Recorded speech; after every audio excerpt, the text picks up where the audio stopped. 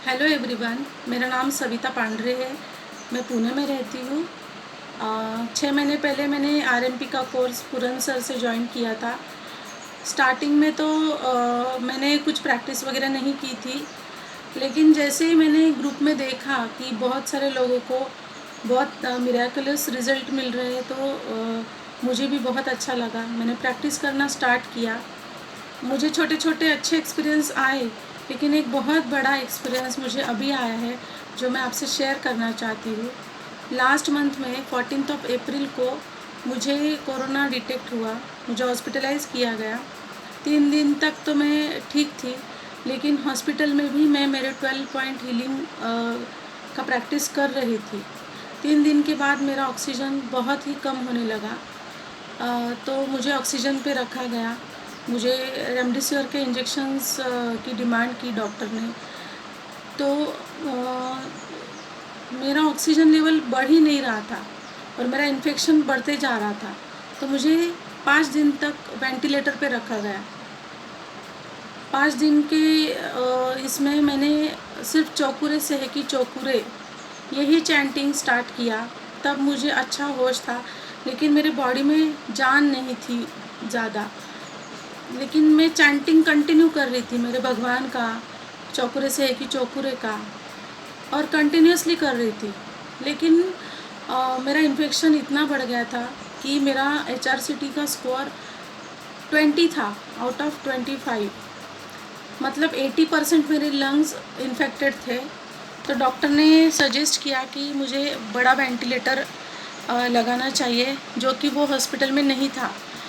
तो मुझे दूसरे हॉस्पिटल में ले जाया गया। वहाँ पे मुझे पहले दिन तो ऑक्सीजन पे रखा, लेकिन मेरा ऑक्सीजन लेवल ज़्यादा नहीं बढ़ रहा था। तो उन्होंने मुझे नाक से एक वेंटिलेटर लगाया जो 1.5 दिन तक था। लेकिन तभी मुझे ज़्यादा मतलब होश नहीं था ज़्यादा। फिर भी मेरा माइंड चौकुरे से एक ही चौकुरे कर ही रहा था कंटिन्यूसली।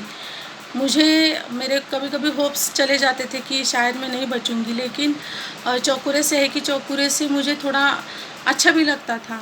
तो मेरी सिस्टर प्रतिभा नाइक, जिसने आरएमपी का कोर्स किया, हम दोनों ने सर के साथ ही आरएमपी का कोर्स किया। और सर ने एक ग्रुप पे मैग्निफिकेंट आई का मेडिटेशन डाला था। तो मेरी सिस्टर ने मुझे वो भेजा। तो मैं बहुत नेगेटिविटी में गई थी कि मुझे कुछ नहीं करना है अभी, शायद मैं नहीं रह पाऊँगी। तो उसने मुझे बोला तू कुछ मत कर, सिर्फ ये सुन। तो तब मेरा वेंटिलेटर निकाला गया था, लेकिन मेरा ऑक्सीजन, मुझे 15 लीटर पे ऑक्सीजन था। तो मैंने एक दिन तो कुछ नहीं किया, वो सुना भी नहीं। लेकिन तीसरे चौथे दिन मैंने वो मुझे बार बार बोल रही थी तू सुन, तू सिर्फ सुन, तू कुछ मत कर, सिर्फ सुन। तो मैंने वो सुना। तो वो मुझे सुबह सुना तो मुझे बहुत अच्छा लगा।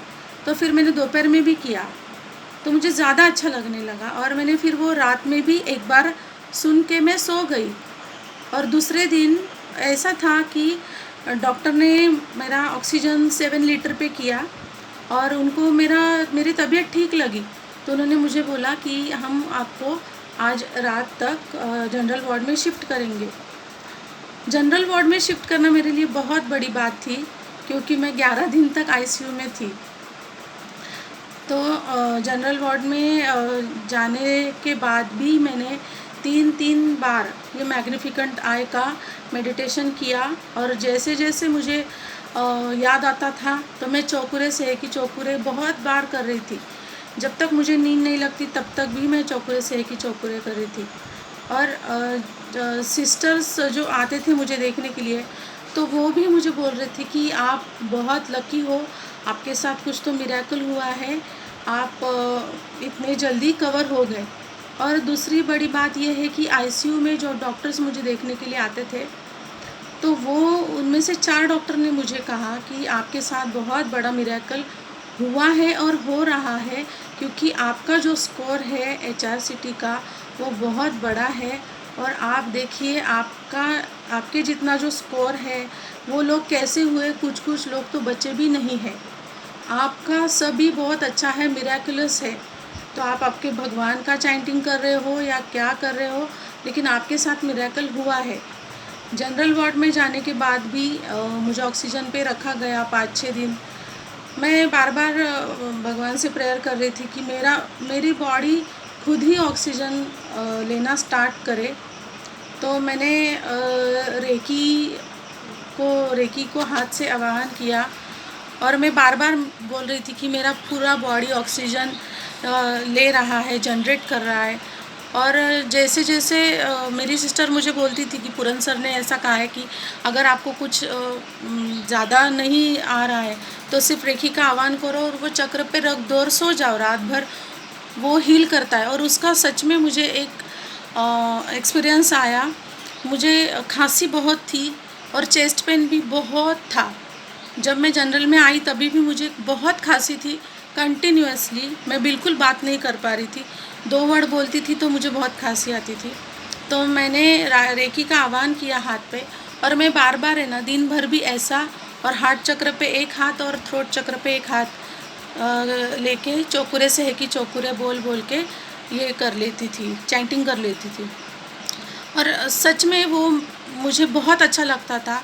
मेरी खांसी कम नहीं हुई लेकिन मेरा चेस्ट पेन उसमें कम हो गया था।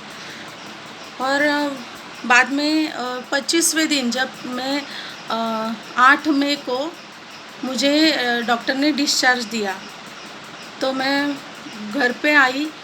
मैं बहुत ही थैंकफुल हूँ मेरे भगवान के लिए और पूरन सर के लिए और मेरी सिस्टर के लिए, जिन्होंने मुझे आज हीलिंग दिया। मेरी सिस्टर ने पूरन सर को सिर्फ एक मैसेज भेजा कि sir I need your help.